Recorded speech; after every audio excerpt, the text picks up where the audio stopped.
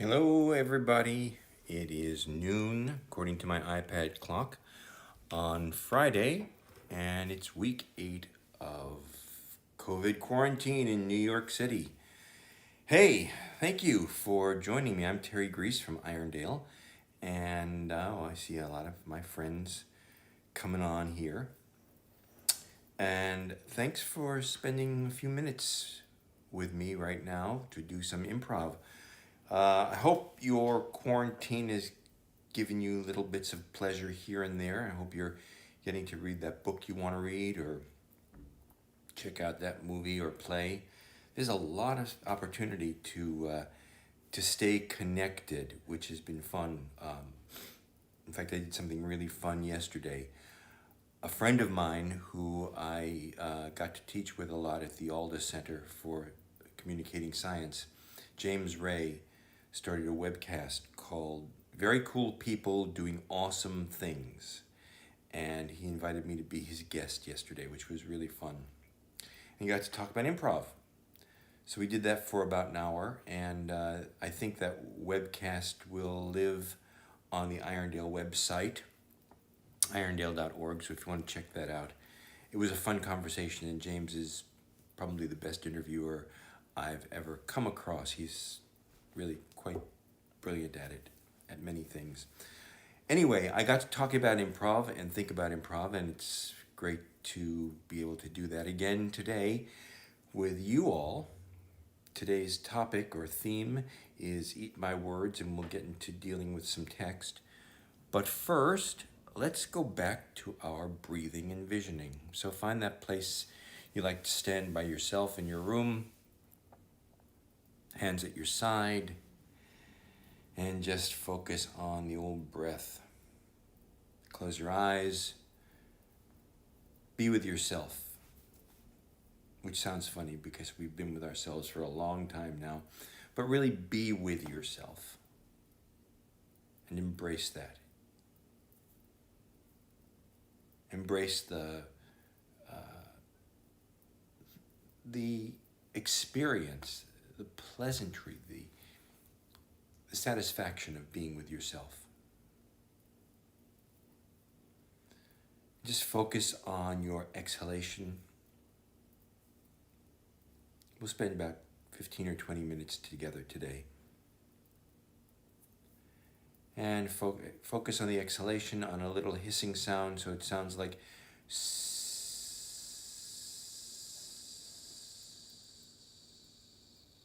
and when the tank is almost empty, allow it to refill.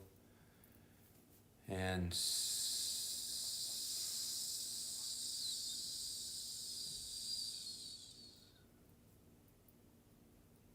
great. Scan your body from the inside. Any place you feel any kind of hold or tension, just let it go and take a note of it. Oh, my neck is tense. Don't do anything about it specifically. Just take that note and move on. Scan through your body. My right shoulder is tense. I'm clenching my toes. Whatever it might be, just take a note of it and keep breathing.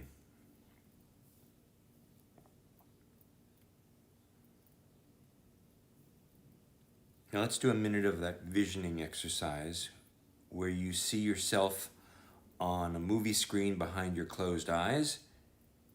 And specifically, for those joining us for the first time, you're seeing yourself at a time in your life, a real time, not made up, when you were really happy. You were truly happy. Everything was working your way. Maybe you were in love, maybe you just got a great job, maybe you won the lottery, maybe you're standing by a lake, beautiful lake in Maine, or in Michigan or Wisconsin, wherever your favorite lake is. But see yourself at that point in your life when you're happy, and don't try to do anything about it. Again, we never go for feelings here. We're just putting ourselves in relation to that experience, that circumstance. If feelings emerge, that's fine. Who are you with? What sounds, what smells? And focus on the sounds for a second. Really receive those sounds, even if they're very minor, if it's the rustling of the wind or a leaf crunching. And keep breathing. Breathing is key.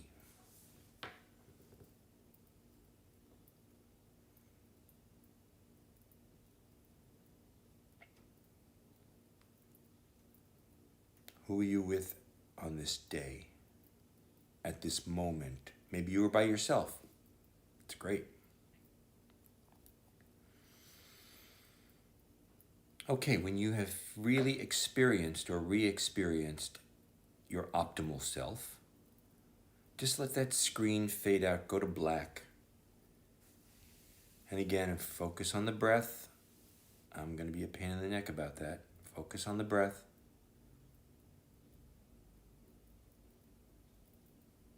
Now, you're standing on the threshold to a room. It is the room you are in, the room you're actually in, wherever you are, but it's also where you want to be, because that is the place where all this optimal self can emerge. It actually lives there. Your creative energy is there. You want to be there.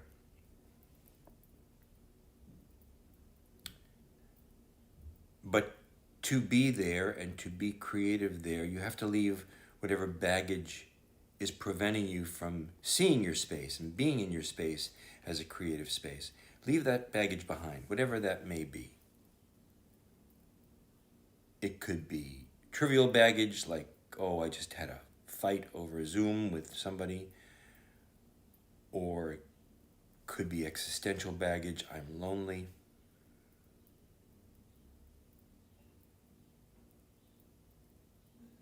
But whatever it is, leave it behind. Like an old jacket that you don't want anymore. And shed it, and then open your eyes and take that step into your space. And see it. See it for the first time. Walk through it. Walk through it focusing on this thing called space. The space that supports us. And you are focusing through it. You're penetrating it. Your focus is not on your body. It's on that space.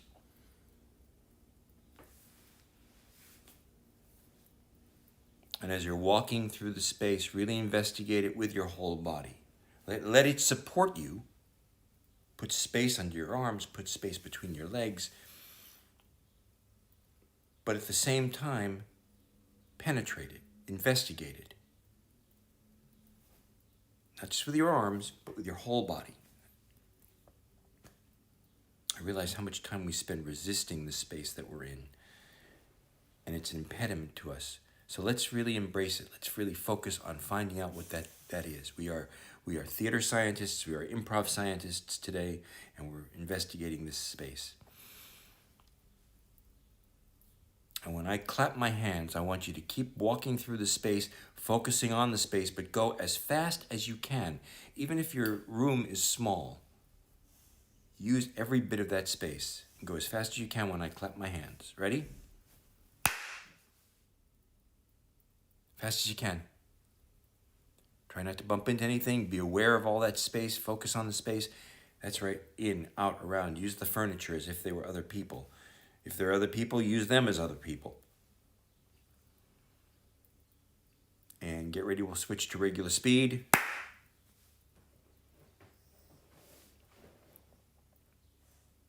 Keep walking. Keep moving. Keep exploring. Keep that focus outward.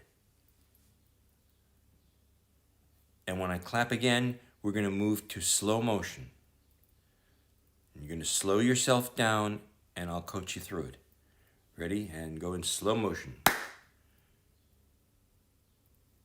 Try to see the whole room in slow motion.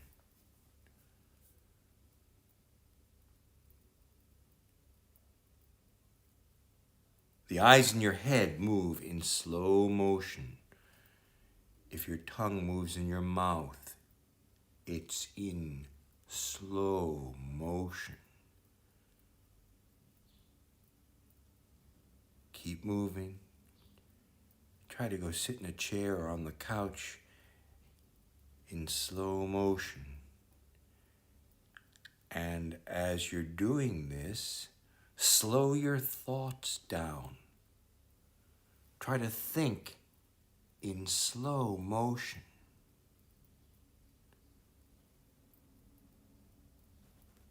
And get ready, we're going to switch to regular speed. Great. Keep going. Keep going. Nice regular speed. Be with your body. Be in the space. And one more time, fast as you can. Fast as you can. In, out, around. Use that table. Use that chair. Stand up, sit down in slow motion, in fast motion. Fast as you can.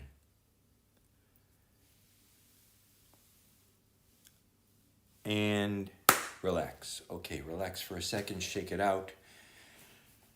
Again, just breathe, nice and easy. We're going to try something. I want you to stand at one end of your room. If it's a square, stand against one wall. If it's a rectangle, same thing. Stand at whatever the longer end. If you're in a rectangular room, stand where there's the most distance between you and the other wall. There may be lots of obstacles in between, and that's okay. We'll use them. And I just want you to I'm going to ask you to walk from one wall where you are to the far end of the room and just count the steps. Take nice, easy strides, not too big, not too small, your stride, and go.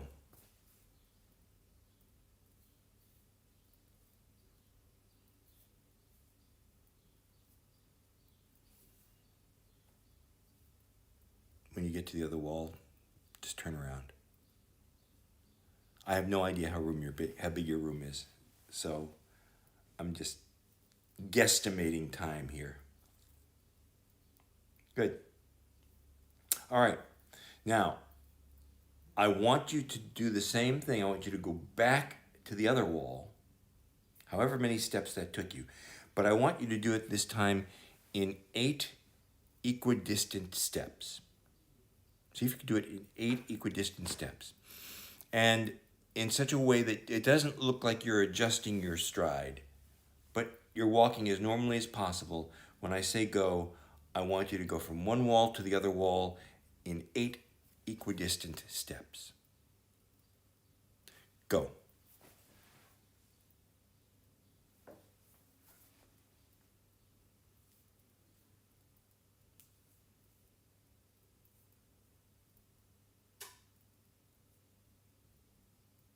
Okay, you should have reached that by now. Good, good, good, good. Okay, now turn around. You're going to go the other way again. And this time, without looking like you're changing your stride, make it, each time I want you to embrace this stride as if it's your normal stride. You're going to do it in 10 equidistant steps. Go.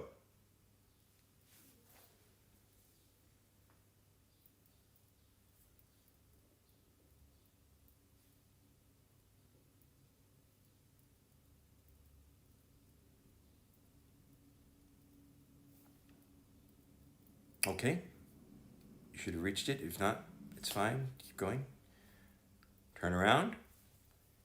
And we're going to make it harder. We're going to do it in 12 equidistant steps without looking like we're taking little mini steps. We are, but don't look like it. Just embrace it. And go 12 steps across the room.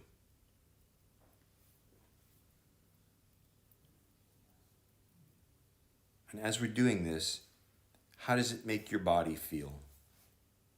How do you feel differently? Is there a person or characterization or kind of person that emerges?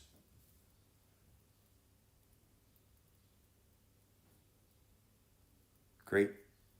And let's make it really hard. Let's go from wall to wall, one end of the room to the other.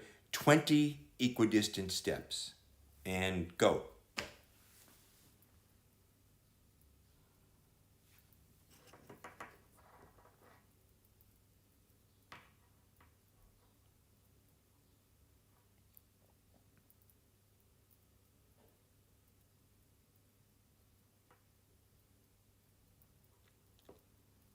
Okay, turn around.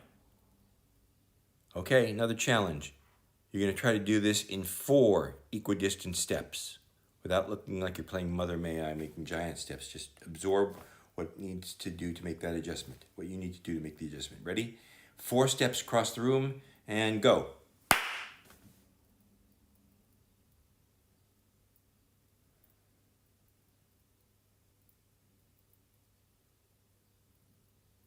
And one more time, turn around and go back to the original 8 steps that we took at the beginning and see how that has changed, if at all. And go.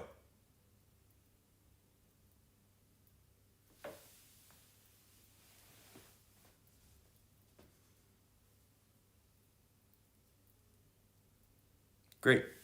I wish I could see you. I'm sure you're all doing this brilliantly. And again, I would love feedback on this. I'd love to know how this exercise sat with you. Let's move for the last few minutes. Let's do some text work. And either take that monologue that you have memorized or poem or song lyric. And it's just 2 or 3 sentences of this that you like. And just say it out loud. Just get them out of your mouth.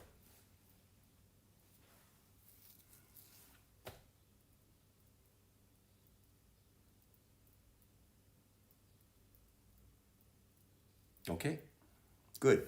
I want you to say it again. This time, focus completely on the vowels.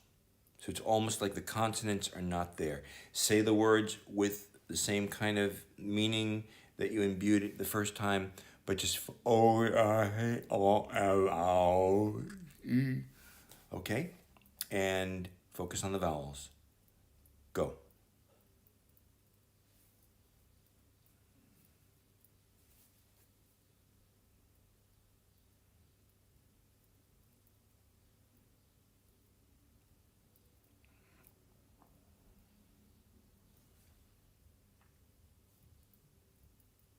Great.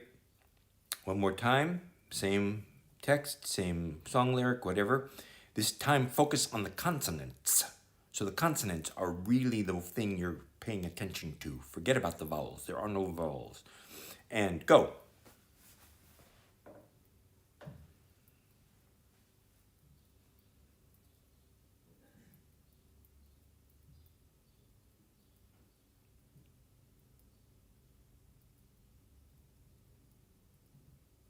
Good. Now say the lines regularly again and see how that's changed.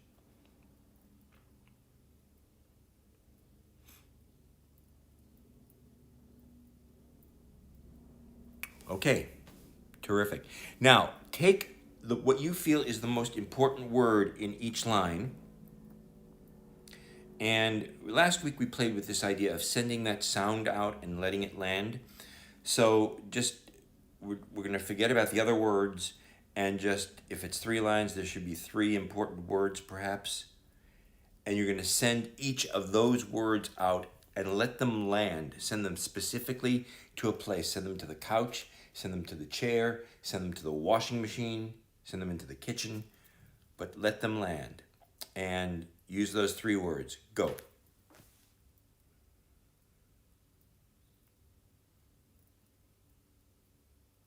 Make sure they land.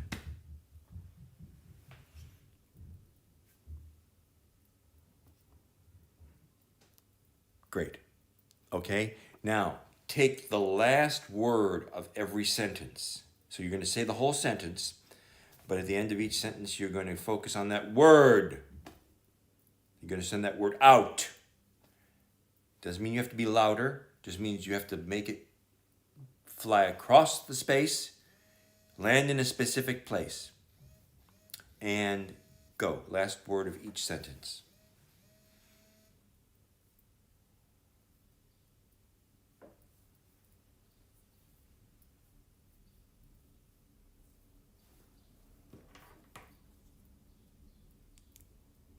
Good.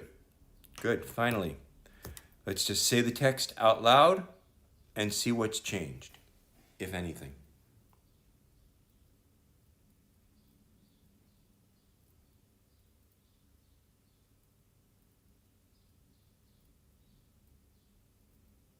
All right. So that's it for today. Thank you. Again, it's a little bit frustrating because I can't see you. I do appreciate you spending this time with me. And please continue to protect yourselves in any way you need to do that. Wear your masks, stay healthy, stay distant, do what is necessary. We will do this again next week, come up with a different theme. If anybody wants me to focus on anything in particular, please send me an email, terry@irondale.org. Oh, I see somebody sent me a heart. I love you too. And shout out to my goddaughter, Kristen Weber in Nashville. If you're there, I love you. And whoever else, you guys are the best for joining me. Thank you. See you next week. And if you want to check out that webcast, it's on irondale.org. Take care, everybody. Bye.